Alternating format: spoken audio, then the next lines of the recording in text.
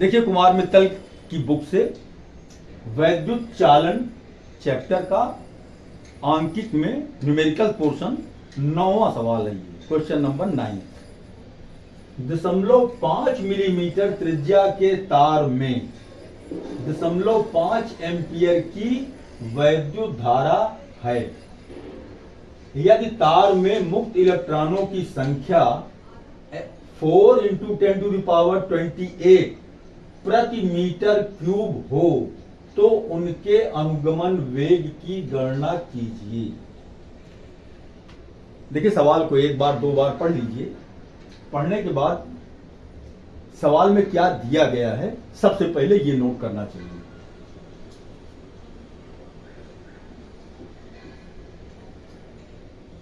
ये हमारा सॉल्यूशन है।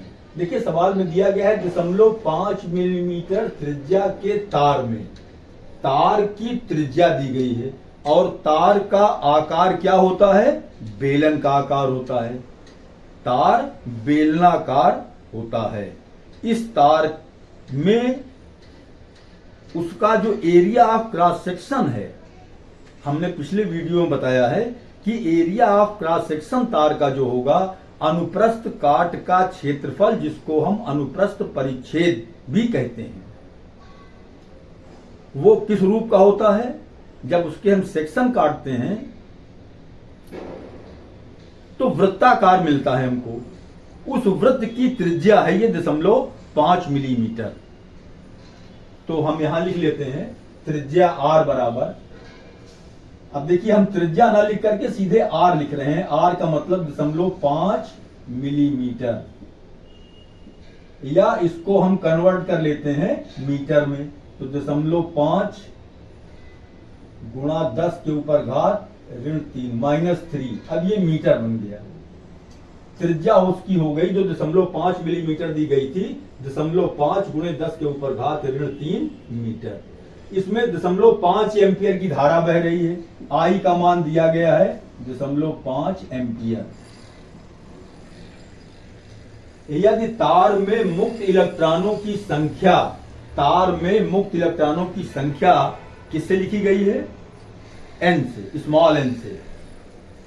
n बराबर दिया गया है 4 × 10⁻28 प्रति मीटर क्यूब।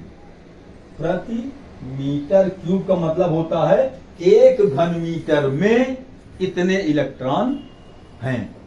मुक्त इलेक्ट्रॉनों की संख्या जो दी गई है, इसका मतलब हुआ कि प्रति मीटर क्यूब 1 घन मीटर में 4 गुणा 10 के ऊपर घात 28 इलेक्ट्रॉन हैं।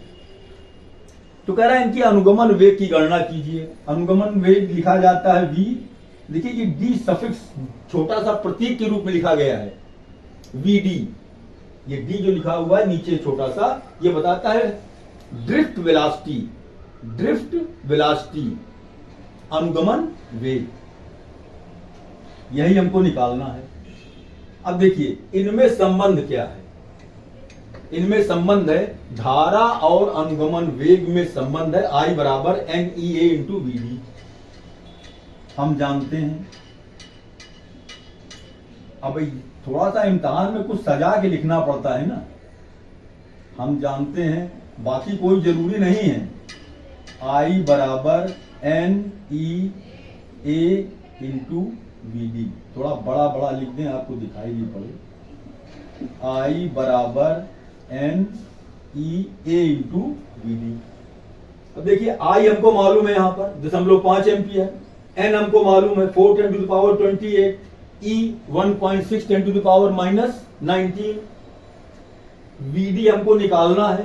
केवल A अकेले हमको यहां पर नहीं मालूम। A क्या है? अनुप्रस्थ काट का क्षेत्रफल। अनुप्रस्थ काट का क्षेत्रफल कितना होगा? तार का अनुप्रस्थ काट जो होगा उसका आकार क्या होगा? वृत्ताकार। तो जो वृत्त का क्षेत्रफल होगा वही ए होगा। ए होगा हमारा πr²। पाई का मान 22/7 या 3.14 रख देंगे। r², r यहां पर दिया गया है। तो बस सीधे सीधे सारी वैल्यूज हमको मालूम है। आई का मान कितना है? 0.5 एम्पियर, 0.5 लिख दिया। n का मान 4 × 10⁻28 लिख दिया, इंटू ई का मान 1.6 10 टू द पावर माइनस 19 लिख दिया।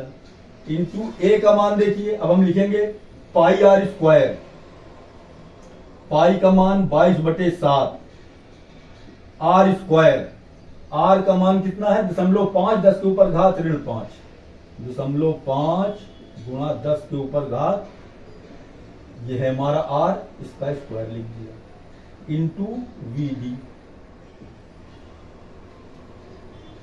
अब देखिए इसमें सब हमको मालूम है, केवल वीडी अकेले नहीं मालूम, वही वीडी निकाल लेंगे। ये सारी चीजें जो लिखी हुई हैं इनको हम बराबर के बाईं तरफ ट्रांसफर कर देंगे, बराबर के दाहिनी तरफ राइट हैंड साइड केवल वीडी अकेले बचेगा, बाकी सभी इधर चला आएगा।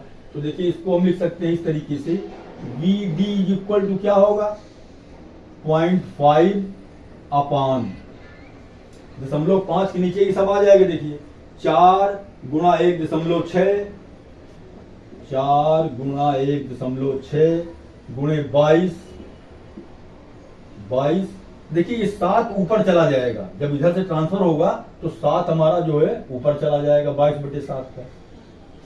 ये 0.5 का स्क्वायर है, 0.5 का स्क्वायर कितना होगा 5 × 5 = 25, 0.25 गुणे 0.25 गुणा,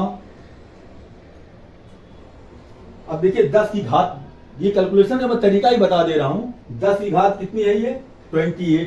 अब हमको करना होता तो हम ये सब अलग अलग ना लिखते, समझाने के लिए आपको लिखना पड़ रहा है। 10 के ऊपर घात 28, 10 टू द पावर कितना है ये -19, 10 to the power -19 into 10 to the power -3 का स्क्वायर करेंगे 10 टू द पावर -6 हो जाएगा, ना हो गया। ये सब इधर आएगा बटे में हो जाएगा।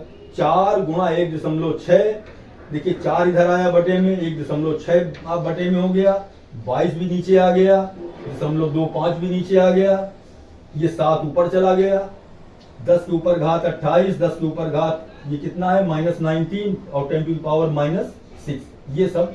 अब देखिए ये कैलकुलेट करने के लिए 10 टू द पावर जितनी हैं इनको सबको बिल्कुल, देखिए कैलकुलेशन देखने से कभी नहीं आएगा, देखने पे लगता है जैसे बहुत बड़ा है, कुछ नहीं है, धीरे धीरे आप करने लगिए तो बहुत आसान हो जाता है।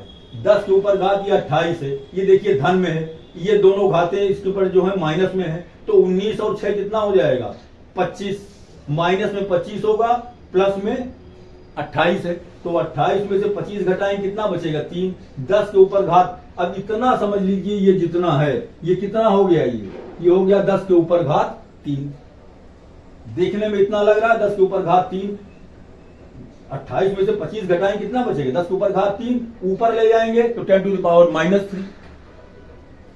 देखिए ये 2 अंक दशमलव है, इसका हटा दिया हमने, ऊपर हमने 100 कर दिया, 2 जीरो बढ़ा दिया, 2 अंक दशमलव हटाया, 2 जीरो बढ़ाया, 25 चौके 100, ये 4 कट गया, इस 4 से देखिए ये 4 कट गया, ये सब कटता जा रहा है, 1 अंक दशमलव यहां हटा दिया, 1 अंक दशमलव यहां हटा दिया, अभी कितना हो गया 7 × 5 = 35 अपान, यहां कितना बचा देखिए 16 बचा, दशमलव हट गया है, ये 22 है, 16 का 22 से गुणा कर लें, 16 दूनी 32 के 2, 3 16 दूनी 32, 3 35।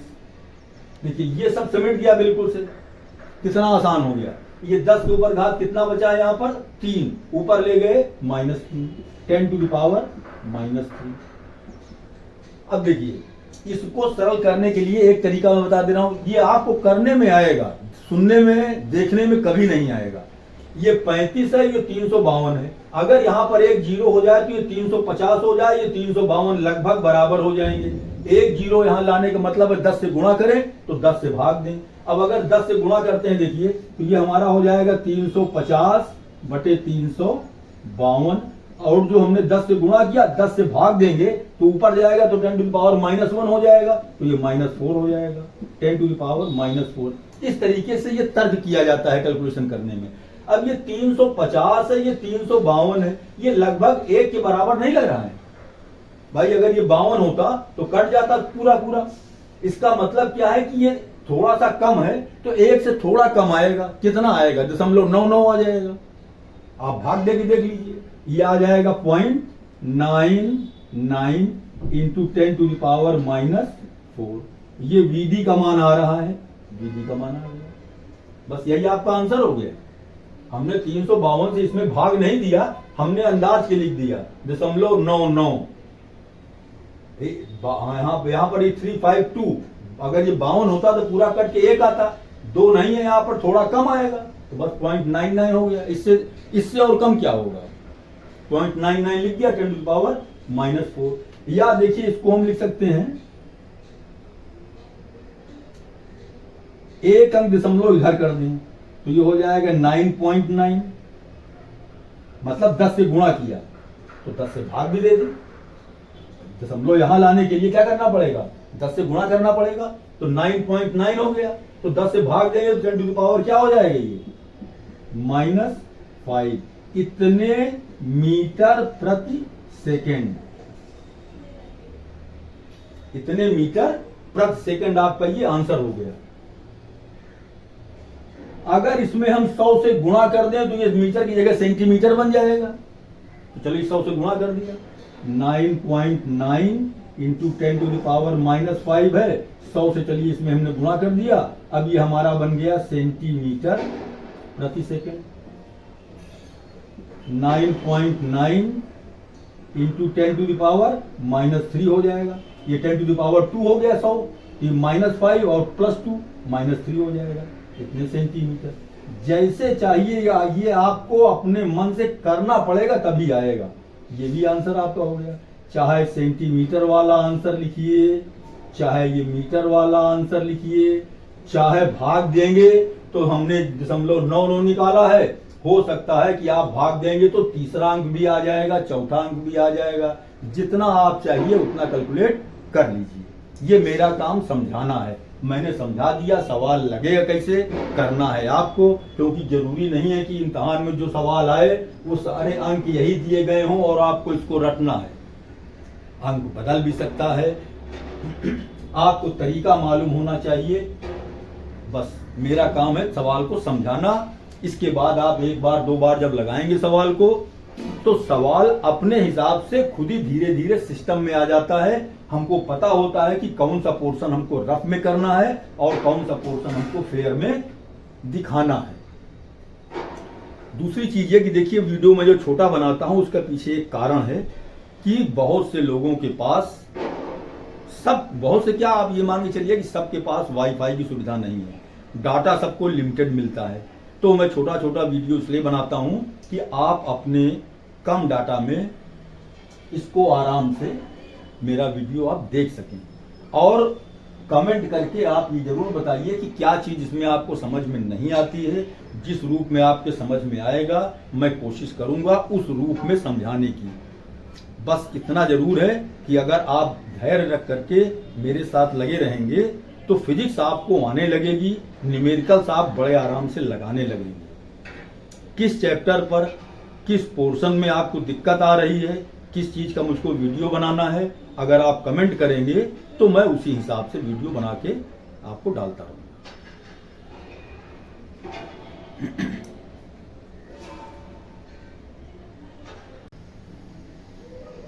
कुमार मित्तल की बुक से वैद्युत चालन 10वां सवाल। एक तार में मुक्त इलेक्ट्रॉन की संख्या 2×10⁻28 प्रति मीटर क्यूब है। तार में इलेक्ट्रॉन का अपवाह वेग 1 सेंटीमीटर प्रति सेकंड है। तार में धारा घनत्व की गणना कीजिए। देखिए सवाल में जो दिया गया है उसको हम लिख लेते हैं। तार में मुक्त इलेक्ट्रॉन की संख्या दी गई है। मुक्त इलेक्ट्रॉन की संख्या किससे लिखी जाती है? स्मॉल एन से। n = 2 × 10⁻28 प्रति मीटर क्यूब। अब देखिए इस चीज का थोड़ा ध्यान रखिएगा, कभी कभी एग्जाम में इसका मात्रक चेंज कर देता है, प्रति मीटर क्यूब की जगह प्रति सेंटीमीटर क्यूब में दे दिया रहता है, तो आपको वहां पर उसे मीटर क्यूब में कन्वर्ट करना पड़ेगा। इसमें भी आगे सवाल इस तरह के मिल सकते हैं कि जहां पर ये मात्रक प्रति सेंटीमीटर क्यूब दिया हो तो आपको उसको मीटर क्यूब में कन्वर्ट करना पड़ेगा। ये आयतन है प्रति मीटर क्यूब घन मीटर। एक घन मीटर में, एक घन मीटर मतलब आयतन उसका, इतने इलेक्ट्रॉन हैं, 2 गुणा 10 के ऊपर घात 28 इलेक्ट्रॉन कितने में हैं? 1 घन मीटर में। और यहां पर प्रति मीटर क्यूब दिया गया है तो हमको कन्वर्ट करने की जरूरत नहीं है, मीटर क्यूब में हमको चाहिए ही। तार में इलेक्ट्रॉन का अपवाह वेग दिया गया है। देखिए अपवाह वेग किससे लिखा जाता है? Vd से। 1 सेंटीमीटर, देखिए यहां पर इसने इसको सेंटीमीटर में दे दिया है, सेंटीमीटर प्रति सेकेंड। हमको इसको कन्वर्ट करना पड़ेगा सेंटीमीटर को मीटर में, तो 1 × 10⁻⁻² कर देंगे तो ये हो जाएगा हमारा मीटर प्रति सेकेंड। अब कह रहा तार में धारा घनत्व, धारा घनत्व किससे लिखा जाता है? धारा घनत्व जे से लिखा जाता है, स्मॉल जे से। इसी का मान हमको निकालना है। देखिए हमको मालूम है I बराबर होता है NEA × VD। ए को इस तरफ ले आओ, I/A इज इक्वल टू हो जाएगा हमारा NE × VD। यही है हमारा धारा घनत्व I/A। हमने बताया ये पिछले वीडियो में धारा घनत्व के बारे में, इस चैप्टर का जो हमने पहला वीडियो बनाया था न्यूमेरिकल वाला, तो उसमें हमने धारा घनत्व के बारे में बताया था कि किसी चालक के एकांक अनुप्रस्थ क्षेत्रफल के लंबवत जितनी धारा प्रवाहित होती है उसको हम उस बिंदु पर धारा घनत्व कहते हैं। ये हमेशा याद रखिएगा, धारा घनत्व किसी बिंदु पर निकाला जाता है और ये सदिश राशि होती है। धारा अदिश राशि है और धारा घनत्व सदिश राशि है। अब देखिए ये हमारा हो गया J, धारा घनत्व बराबर n का मान सवाल में दिया गया है 2 × 10⁻28 इंटू E का मान 1.6 10⁻⁻19 इंटू VD का मान दिया गया है 1 10⁻⁻2 1 10⁻⁻2। देखिए सेंटीमीटर में दिया गया था, हमने उसको मीटर में कन्वर्ट कर लिया है। 1.6 का 2 से गुणा कर देंगे तो आ जाएगा 3.2 इंटू 10⁻19 और 2, ये दोनों माइनस में है, 19 और 2 हो जाएगा हमारा 21। 10 के ऊपर घात 28 गुणे 10 के ऊपर घात -21, या इसको हम लिख सकते हैं 3.2 इंटू 10⁻28 में से 21 घटाएंगे 7 आएगा। ये हमारा धारा घनत्व आ रहा है। इसका मात्रक क्या होगा? धारा घनत्व का I/A होता है, I का मात्रक होता है एम्पियर,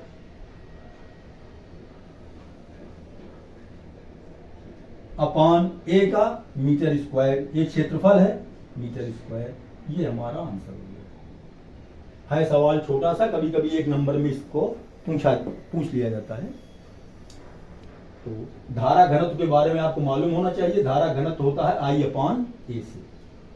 कभी कभी एग्जाम में ये भी पूछा जा सकता है कि धारा और अनुगमन वेग में संबंध या धारा घनत्व और अनुगमन वेग में संबंध। तो धारा और अनुगमन वेग, देखिए धारा I बराबर है NEA × VD, ये धारा और अनुगमन वेग में संबंध हो गया। ए को इस तरफ ले आए तो I/A बराबर हो जाएगा NE × VD, और यही हमारा क्या है? J। तो ये NE × VD, ये हमारा हो गया धारा घनत्व और अनुगमन वेग में संबंध।